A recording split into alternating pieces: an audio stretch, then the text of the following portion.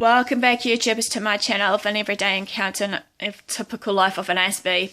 As you are fully aware, I was basically talking about socialization as part of my chapter series that you guys are following me on my journey, basically, as well as the chapter series that I have been collaborating into my book so far, and that's entitled pretty much Making Positive Connections with an Everyday Encountership with People, as well as basically advice for the readers and viewers how to go about it, especially for us Aspies in general, to remind us every day that, you know, we need to be aware of when is it ready for us to actually socialize and open up to people, pretty much knowing the, you know, behavioral characteristics and also the body language that other people are perceiving to us that they're ready to talk, sort of thing.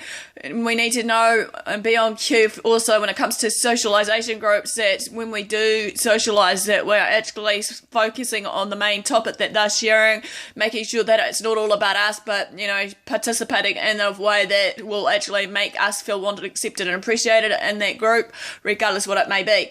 Now, in this chapter blog series on my journey is Shapeshifting and Female Aspies.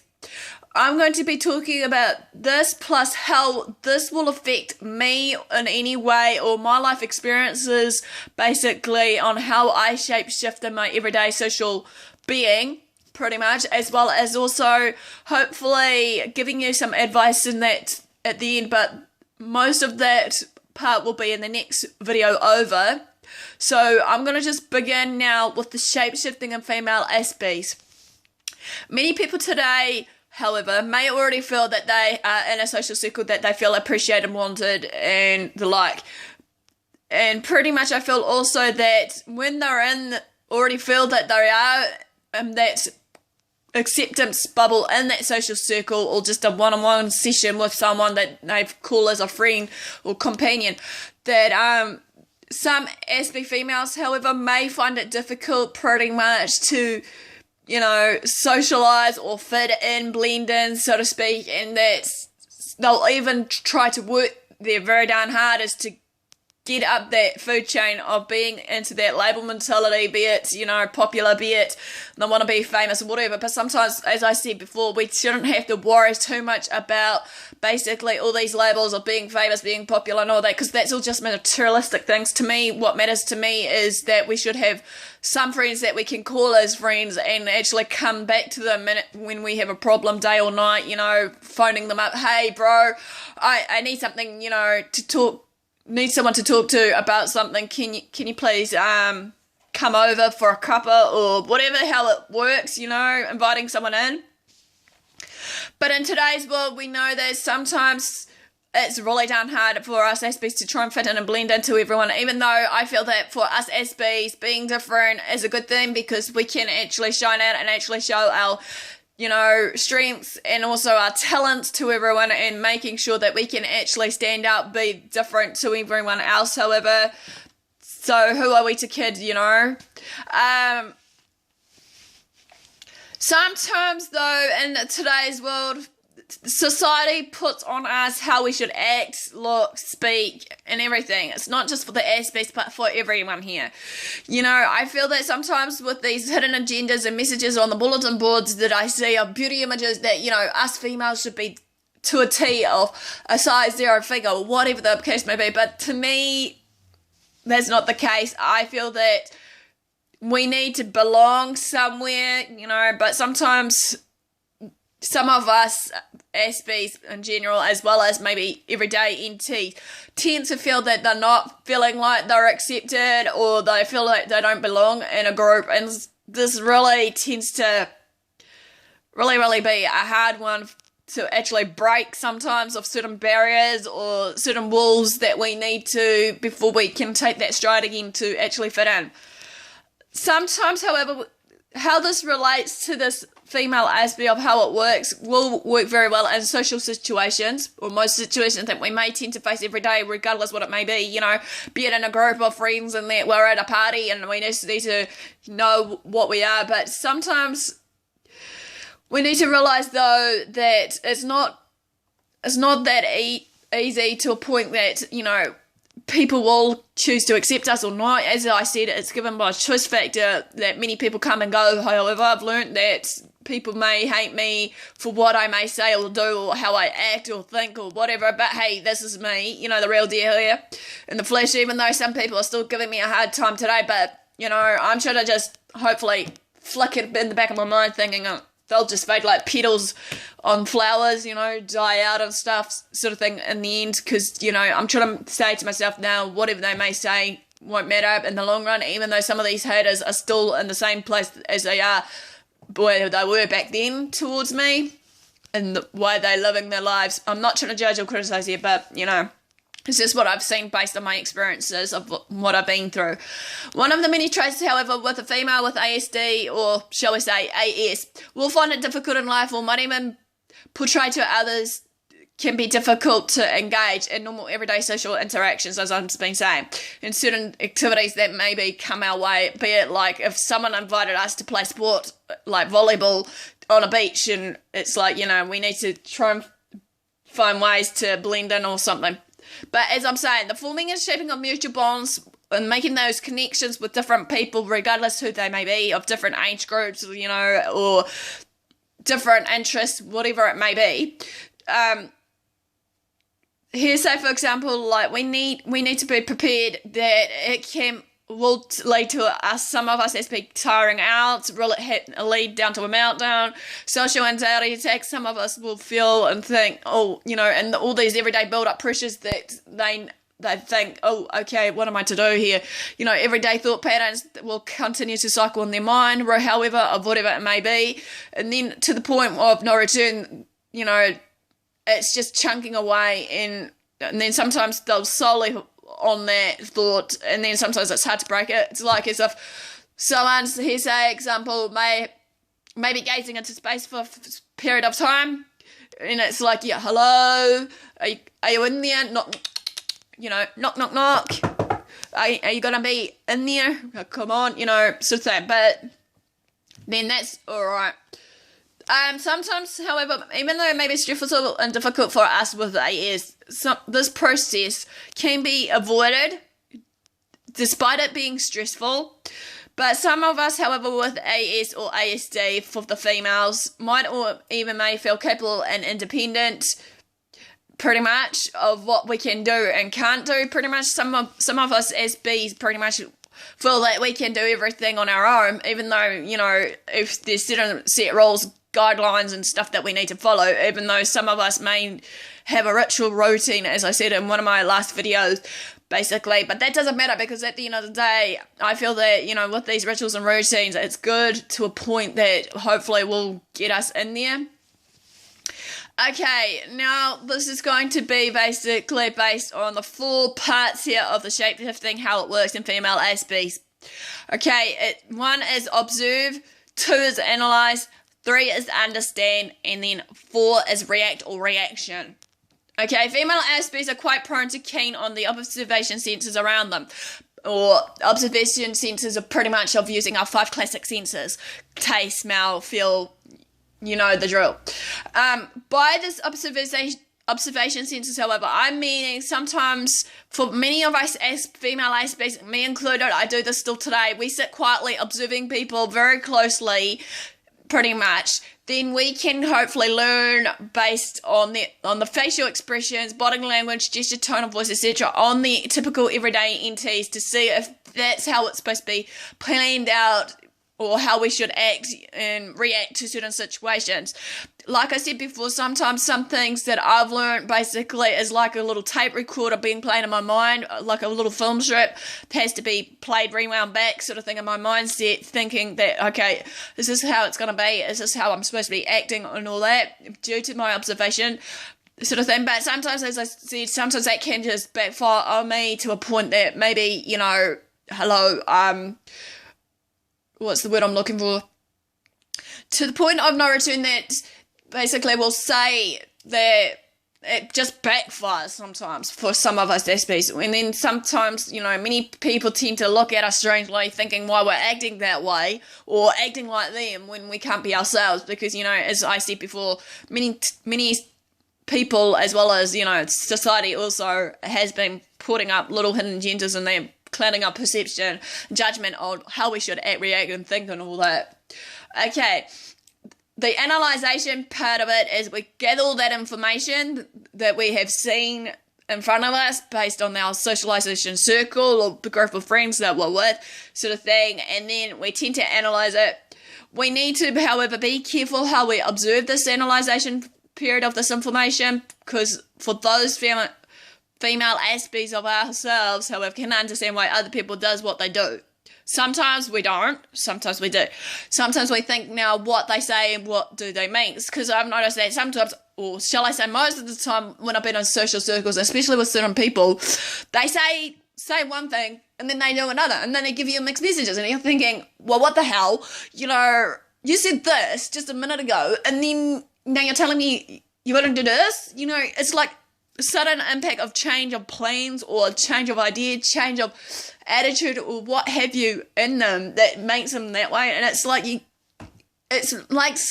most of us as be so really frustrated and confuzzled to the point of no return that it's like, did they really mean what they say?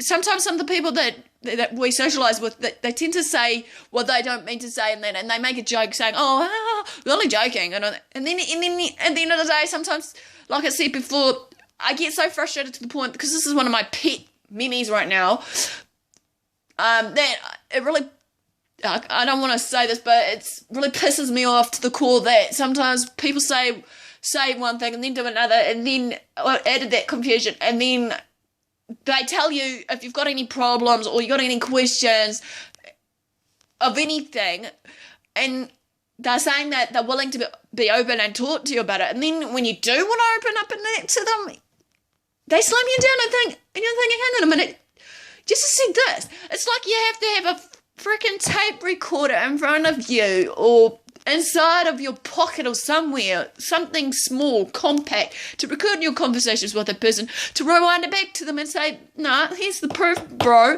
this is what you just said. It just pisses me off to the point that sometimes that's why I like to just be on my own self, because, I feel that all the time I've been with certain people, they just lie or laugh at you thinking, I'm dumb and stupid or crazy or whatever the case may be. Okay, I may be crazy and a little stupid sometimes with certain things that I come out with or say, but hey, I'm still human, I make mistakes, right? So I'm sure that you guys could understand that, surely, because at the end of the day, it's like I said, acceptance, and it's like being real to ourselves. It's like I said to myself in that mini rant, if your mutual feelings and connections were real, making that communication again real, everybody suspects that, we should just be behind closed doors, behind the screen, talking to the computer screen while we know it's that person, but then again, that it's not really that person because you're talking to the screen, not to the actual person to see their feelings and emotions. It's just beyond the joke. Anyway, enough said. The next step of this is analysing and understanding. Okay? With analysation, we all go deeper into what the other person is showing or even saying to us. Okay? As I'm saying in my little mini rant just now. We then carefully, however, analysed every trade, every input, and store that into our little data bank or little computer memory cell up there, pretty much, to absorb the information and actually, pick out some of the information or sensory input that we saw and piece it together like a jigsaw puzzle, even though it may not be the right things, but, people, you need to just bear with us and just let us know, sort of thing, if we are thinking it wrong. We need to understand we can put together the pieces of information from the data bank or computer, cells that I'm saying, pretty much of our brain, forming a whole imagery of what we've seen or what we've felt in that. While we carefully study these pieces in a very rational way until we can actually understand them. Sometimes we need a bit of guidance, and sometimes, as I said before, my little mini rant just that I went off topic, that basically sometimes I feel that some people need to be aware that you can't just not lie or deny the truth, basically, to the point of no return that this is not what you said, because, hello, you did say this to me, and it's just like, you're confusing me. You need to basically, like, what I'm trying to learn now, that even though I tend to understand to a certain level of what I see black and white, of this observation period, and then many people just look at me strangely, just because I'm a quiet, awkward, kind of shy person that I come about sometimes when I'm socializing sometimes. And then it's just like to the point that it's like people are just questioning me and my behavior or my thoughts. And it's just like, well, okay, well, hello. I'm just trying to basically understand you guys more. It's like you guys trying to understand me more. I know sometimes many people think I'm too complicated or too hard to understand or too complicated just to socialize with, or whatever the case may be. But then again, it's just like, get rid of that label, please. Because I am still human here. It's just like I'm saying before in my labels video. Remove those labels of what you guys are thinking and actually get on the bandwagon and actually see me for the real me, so to speak. At the end of the day, I know there is a right time and the wrong time to speak, a right and the wrong time to react, but sometimes some reactions of mine comes out naturally and it's just like frustration to the core, and then it's like I said in one of my other videos, my meltdown period starts. My anger, frustration stage that then leads off to the point of no return. Sometimes if I get so frustrated, I'll shut off, like as if I'm a computer. You computing me, and then all of a sudden, okay, and it's just like, well, hello, why should we, But then, hey, that's fine, everyone's different in how they handle it. Anyway, the last part I want to say here is this reaction equals to the shape-shifting part, because we have to so carefully analyze and understand the behavior. We know exactly what the other person may need at that given moment of time. We then shift into what the other person may need for us to be. Sometimes, however, this means is like I feel like a robot. Sometimes, one minute I'm trying to be myself, and then the next minute I have to fit into your guys' needs. Be it whatever it may be. For someone that may need me, for example, like, oh, Karen, I'm down, like, someone's down and out. Karen, I need to talk to you. I just managed to, lost, or shall we say, my nice classic one, my boyfriend GF has broken up with me. What did I do wrong, blah, blah. And then you tell me, and then it's like I put my little hat on of I need to interact and listen to you, like the listener.